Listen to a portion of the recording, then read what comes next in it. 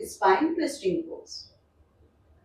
ये आसन भी हमारी स्पाइन की स्ट्रेंथनिंग को और मोबिलिटी को इंक्रीज करेगा और ये पेन रिलीफिंग में बहुत हेल्प करता है। अगर आप पूरे दिन के थके हुए हैं और आपको फील हो रहा है कि आपके बैक बहुत स्टिफ है, तो आप इस आसन को कर सकते हैं।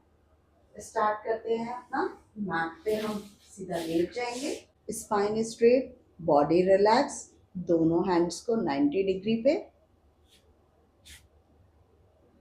इनहेल करते हुए, एक्सहेल करते हुए, हमें ये एक्सरसाइज इनहेल करते हुए लेग्स को आउटसाइड, फेस अपोजिट, हैंड्स हमारे सेम पोजीशन में रहेंगे। 10 सेकेंड्स का होल्ड, 1 2 3 4 5 6 7 8 9 10।